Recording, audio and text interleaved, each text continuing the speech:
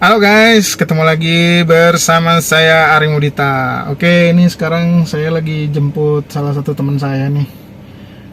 Menurut gue sih, kita mau ke tempatnya seseorang. Siapa tamu kita kali ini? Aduh, kita lihat aja ya. Mumpung nih soalnya ya kemarin kan PPKM diperpanjang terus, dojo saya nggak bisa buka. Jadi kebetulan saya diundang sama orang ini. Siapakah orangnya? Oke, kita pantau terus ya.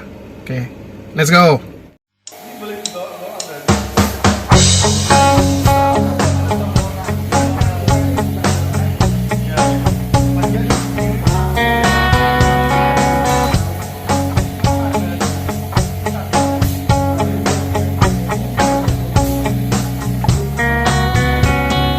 Every time I think of you, I always catch my breath, and I'm still standing here, and you're miles away, and I'm wondering why you left. Oke teman-teman, ketemu lagi bersama saya Ari Mudita. Oke, sekarang yang tadi saya bilang gitu, saya diundang ke rumahnya siapa ya? Beliau ini. Tensi murah. Mas nih ini. Mas Dodit Mulyanto. Kalau di channelnya Mas Dodit, what's up guys? Kalau di sini nggak pakai ini tapi kan? Iya. Nanti pakai lagi. Nanti pakai. Lama-lama pakai. Oke, apa kabar Mas Dodit? Oh, lagi apa? Lihat-lihat apa alat kerja saya, cangkul. Dicobain satu-satu gitu. Sampai beliau pesan sama saya Sinai khusus langsung. Pokoknya waktu telepon saya tuh, Mas saya pesan 2 ya. Saya mau pakai buat latihan. Nah, ini dia nih. Sinai anyar. Wes, mantap. Spek untuk turnamen. Khusus dipesan untuk Mas Dodit. Gokil, makasih ya yang repot-repot bawa dari Jepang sih. Mantap. Oke Mas Dodit, Ya. sebelumnya kalau boleh nanya-nanya, sekarang kesibukannya apa? Semasa PPKM, pandemi gini. Syuting-syuting ya begini, bikin konten, menghidupi channel saya karena semua orang kan juga kerjanya dibatasi gitu. Iya. Nggak ada kerumunan juga, jadi kita nggak bisa perform. Kurang lebih sama lah ya. Kita juga gitu kan, PPKM, dojo ditutup, orang nggak bisa ngumpul, ya udah. Sementara ya online aja. Online. Kerjaan. Ini tapi ini impian saya Mas. Ini Oh, kayak iya. yang dibawa sama adik angkatnya kau. Oh iya, Ya kemana-mana bawa ini dia. Sinai. Perhatian Sinai. Sinai. Oke. Mantap ya. Oke, sebelumnya teman-teman udah tahu ya, Mas Dodit ini kan mulai karirnya kan mulai dari stand up comedy ya. Jadi stand up comedy dengan bela diri ini punya kesamaan, yaitu sama-sama insecure. Oh, iya. Kalau di stand up comedy insecure untuk cari bahan supaya lucu. Kalau di bela diri, kalau kita nggak insecure ya orang nggak belajar bela diri teman-teman. Berarti asal dari bela diri adalah bela diri lahir dari kondisi yang tidak aman. Betul. Kira-kira begitu. Oke, menurut Mas Dodit nih, perkembangan bela diri sendiri di era yang sekarang sejak pandemi ini kira-kira dibutuhin nggak sih sama teman-teman gitu? Dibutuhkan dong. Jadi nggak hanya pandemi deh. Hampir setiap saat. Setiap zaman itu tetap butuh bela diri karena kita harus bisa mengandalkan diri kita gitu. Kalau mengandalkan orang lain misalkan kayak keamanan, security atau polisi gitu. Kemungkinan untuk tiba di suatu TKP itu kan agak lama ya. Betul. Butuh Butuh proses, waktu. butuh waktu. Belum lagi Sherlock nyasar lagi. Bisa kan apes. Alamat kan susah gitu. Betul. Nah, makanya hal yang pertama kali harus diandalkan adalah diri sendiri. Makanya itu apapun yang terjadi, kita itu sebenarnya harus bisa mengatasi masalah sendiri gitu awalnya. Nah, kemudian karena perkembangan zaman ada pembagian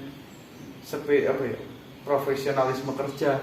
Misal dulu tuh kayaknya orang bisa deh ngapa-ngapain, karena sekarang orang tambah sama apa gitu bayar gitu, nyuci AC bayar,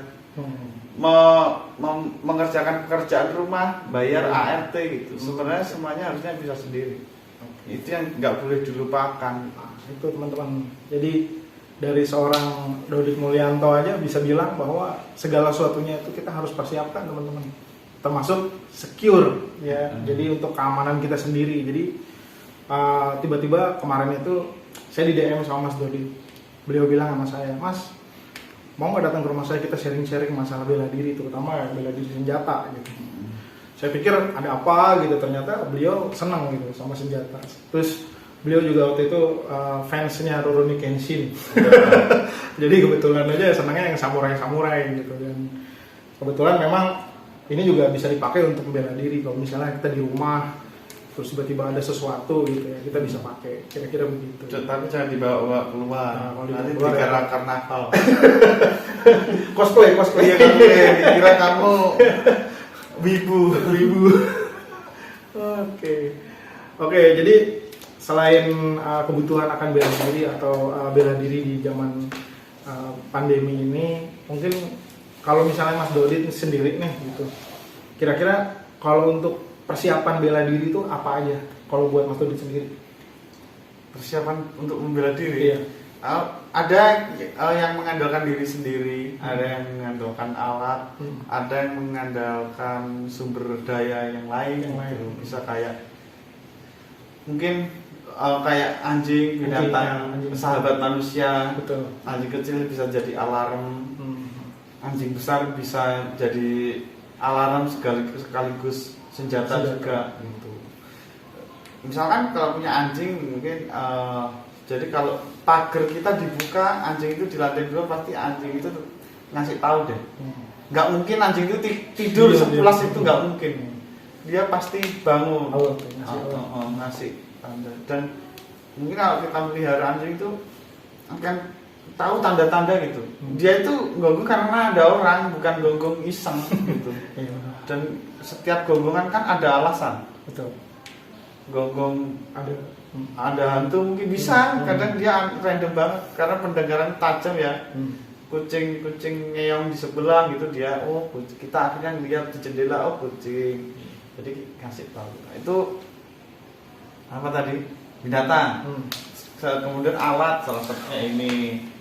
Dan alat, tapi alat harus didukung sama sumber daya manusia. Kalau nggak belajar ya alat ini hanya sekedar alat yang tidak efektif gitu. Betul.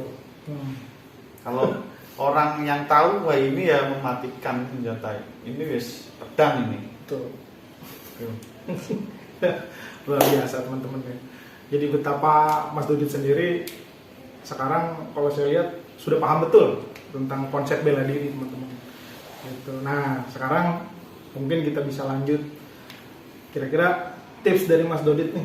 Tips dari Mas Dodit untuk persiapan kalau misalnya orang awam ya, kita umum nggak pernah belajar bela diri sama sekali, terus tiba-tiba pengen belajar bela diri tapi bingung milihnya nih. Kira-kira yang efektif atau yang kira-kira nggak buang-buang waktu, kira-kira menurut Mas Dodit yang kayak apa? Yang praktis ya, praktis itu mudah dipraktekkan meskipun butuh latihan loh. Ya kan, enggak ya lah, kalau mudah semua orang bisa dong. Maksudnya praktis misalkan ini, terus bisa dipraktekkan di usia yang tidak muda gitu. Misalkan kan kalau bela diri yang fisik banget gitu kan dibutuhkan kalau di usia kecil apa ya? Mungkin semua bela diri harusnya dari kecil sih. Tapi ini kayak kalau misalkan bela diri pedang ini namanya apa, kendo ya? Iya, kendo. Kak kendo ini kan di usia tua masih bisa gitu. Geraknya nggak banyak. Karena yang kita pakai adalah alat. Nah kalau alat ini kan membuat orang menjaga jarak gitu minimal. Misalkan dia setelah gini kabur ya bisa gitu. Setelah gini sambil teriak-teriak gitu kan orang juga nggak deket loh. Betul. Tolong saya. Kalau dekat ya tolong, minta tolong sambil siap. Siap-siap bisa gitu. Betul. Dan ini apa ya, senjata jarak jauh lah, dia jaga jarak gitu, ngasih kesempatan kita untuk menjaga jarak. Itu guys. Mantap. Gitu teman-teman. Tips dari Mas Dodit. Gitu. Saran gue yang mudah dipraktekkan terus bisa dilakukan di usia manapun, usia berapapun. Usia gitu. berapapun. Ya kan, misalkan udah berumur gitu terus belajar gulat ya meninggal dong. Meninggal dong Anda. Patah-patah. Mata persendiannya udah nggak kuat atau tua Giginya bisa hilang. Kenapa? kan tua muangtai tendang lututnya. Aduh. Jadi kira-kira udah berumur nih. Oh, kalau saya sih ABG. ABG selamanya. ABG terus. Saya. Oke. Ya jadi gitu teman-teman. Jadi betapa pentingnya bela diri yang kita harus pelajari di masa pandemi atau mungkin di setiap masa, di setiap zaman gitu, teman-teman. Jadi Mas Dodit sendiri tadi udah jelasin gitu. Kira-kira tips-tipsnya apa, yang seperti apa bela diri yang teman-teman mau pilih. Ya kira-kira kurang lebih seperti inilah gitu penjelasan dari beliau gitu. Terus apa ya? Mencari guru makanya. Jadi kalau belajar dari mungkin internet sendiri mungkin membantu tapi bisa tersesat gitu.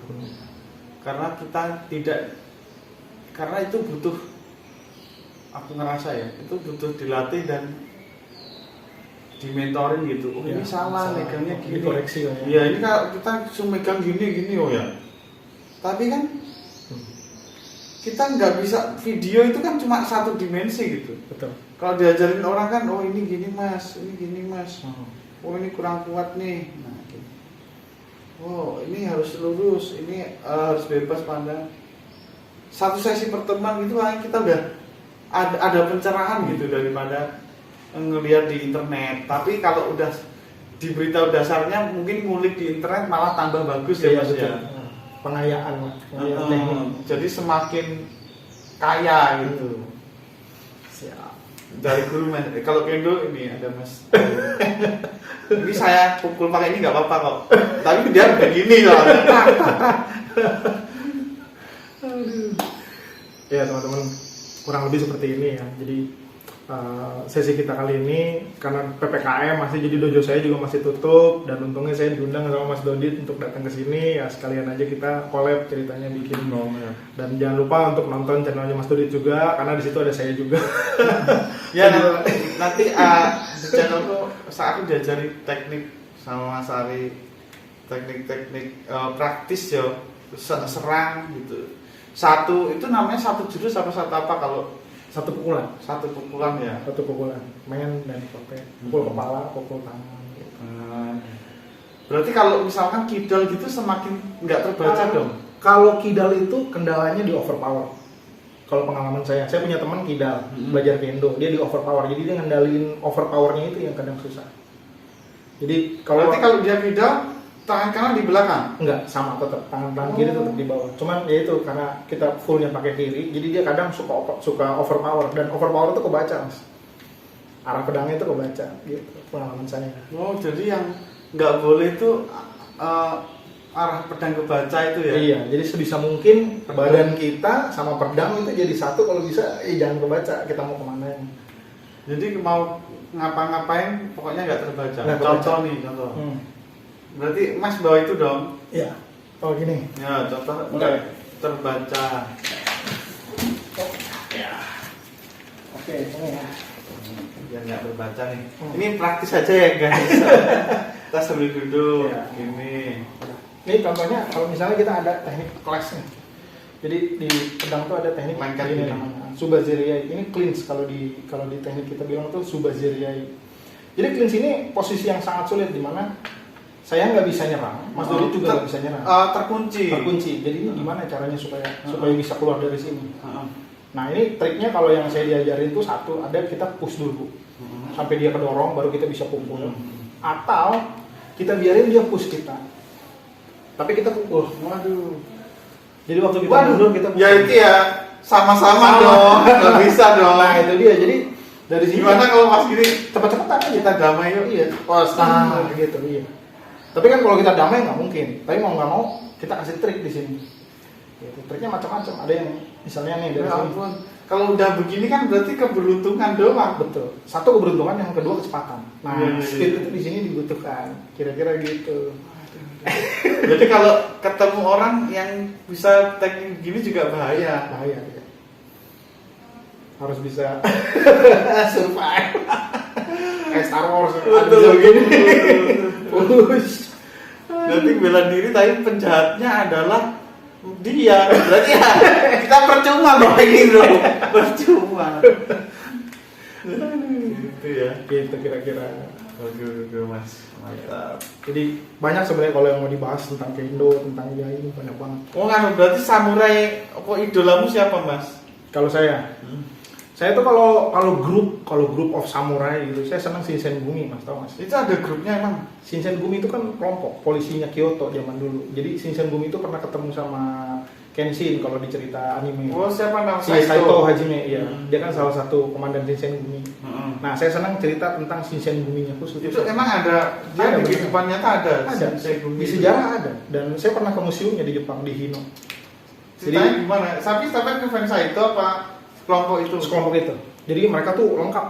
Jadi ada yang memang jago pedangnya. Jago pedangnya sini si Shoji Okita kan dia jago gitu. Terus yang spionase kan si Saito Hajime, dia kan sebenarnya spionasenya dari Tapi Shinsengumi. Saito itu nggak mati-mati itu ya? Katanya, nah itu dia kalau dilihat dari sejarahnya katanya sih misterius matinya. Ada yang bilang diracunin, ada yang bilang sakit gitu. Nah keturunannya masih ada dan di museumnya juga diceritain gitu. Kebetulan saya sempat datang ke sana. Jadi kan ya berarti kelompok polisi itu ya? Kelompok, iya kelompok. Berarti hebat kelompok polisi itu ya? Jadi dulu tuh mereka sebenarnya Ronin kan, kumpulan samurai nggak bertuan sebenarnya. Hmm. Nah terus bukan dibikin, jadi kayak bikin wadah gitu. Dari mulai perjalanan, dari mulai Dia mendukung restorasi. Ya, bukan mendukung, dia kontra. Jadi dia pendukung Shogun pada saat itu. Waktu itu. Iya, pendukungnya Tokugawa. Jadi tentaranya Tokugawa yang terakhir lah ceritanya.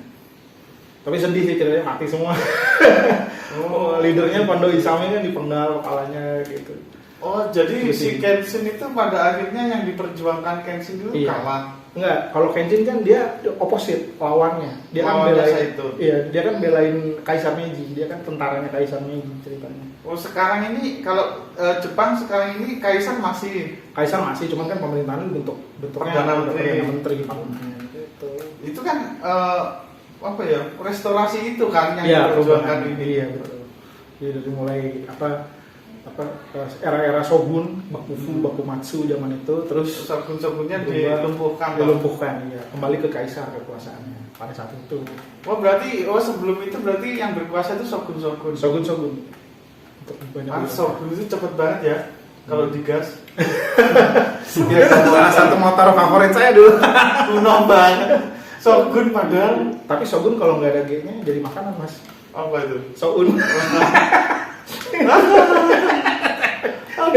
Makanan ya sih nggak terlalu enak juga kalau bener-bener soal doang loh, harus ada Sotonya, sesuatu iya, soto. soto. Kalau sendirian nggak bisa. Shogun itu setara apa ya? Shogun itu kayak wakil kaisar. Tapi kan ada banyak. Iya, kan ada beberapa wilayah juga. Oh iya. Jadi kaisar satu, shogun itu raja kecil. Iya, raja kecil. Dan dia tuh bisa jadi kaisar? Enggak, Nggak bisa ya? nggak bisa. Hebat ya, berarti kaisar itu darahnya murni ya? Wis Iya. cuma itu Iya, turunannya kaisar, iya. Dari selir atau dari Hmm. istri. dari- Shogun nggak bisa tuh. Shogun nggak. Gitu. Shogun ngurusi prajurit, perang, kekuasaan. Iya, wilayah sih sebenarnya, wilayah. Jadi dia tuh si Shogun ini bisa membawahi beberapa klan. Gitu. Nah, ketua klan ini kan daimyo namanya. Daimyo ini. Dan kan- itu isinya banyak juga, Pak. banyak. Klan itu ya kayak kampung, satu kampung gitu. Ketua klannya siapa? Satu kampung, satu wilayah dikuasain sama satu daimyo. Daimyo ini membawahi beberapa kampung dan si Shogun ini membawahi beberapa daimyo gitu ceritanya. Jadi banyak ya pasukannya banyak. Banyak. Tapi kalau namanya kaisar berarti menguasai beberapa shogun. Iya, betul. Shogun atau Tokugawa. Tokugawa yang terakhir. Padahal shogun itu apa ya? Kalau di sini nggak keren-keren amat gitu. Masih ada udah tiger. Masih ngerti motor-motor legendaris. Itu Shogun, Krypton gitu kan. Tornado GS. GS sama GX bedanya di rem ya. Ya Allah. Zaman Kelihatan itu. ya umurnya ya. Sama ternyata senengnya motor-motor zaman itu. Aduh. Force One. Force One Jet R, Terus Evolution. F1ZR. ZR. Itu udah Shogun lawan F1ZR nggak bisa ya. Terakhir apa? Satria Hiu masih nyobain. Oh iya. Kurang lebih sama ya bahasnya motor juga. Ujung-ujung. Mungkin lain kali kita bahas motor aja kali Mas. Betul. Aduh. Oke teman-teman, mungkin udah kepanjangan, mungkin nggak habis-habis kalau saya sama Mas Dodi tuh kalau ngobrol nggak habis-habis gitu ya. Jadi Ini mudah-mudahan aja udah berapa menit? ini udah 16. 19 loh ya. Biasanya videonya sampai? ya nggak sampai 20 menit. Ya sampai 20 ya. Emang segitu ya. Segituan. Kalau terlalu panjang nanti bingung kan. Konten latihan tapi sama Mas Dodi kita ngobrol-ngobrol sambil bercanda. Menghibur masa PPKM daripada orang stres sebenarnya Mas ya. Iya. Harusnya gue ini. Oke ya. Oke kurang lebih itu aja. Terima kasih masih stay tune di channel saya. Mudah-mudahan PPKM ini cepat selesai. Amin. Jadi kita bisa bikin konten lagi di Semuanya dojo. vaksin, semua orang Sehat. sehat. Nah, Perekonomian membaik. Amin, didoain. Aduh. Oke teman-teman, itu aja. Terima kasih banyak. Sampai ketemu lagi di sesi berikutnya. Kita latihan lagi di dojo mudah-mudahan. Oke, aku di dojo ya. Siap. Aku dalam dojo Mas. Boleh, siap. Kita latihan di dojo. Oke, pantengin terus channel saya. Terima kasih Mas Dodi udah mengundang saya ke Thank you rumahnya. Mas Hari. Thank you. Oke, sampai ketemu guys. Domo arigatou gozaimashita. Terima kasih banyak. Ike Kimochi. Ike kimochi.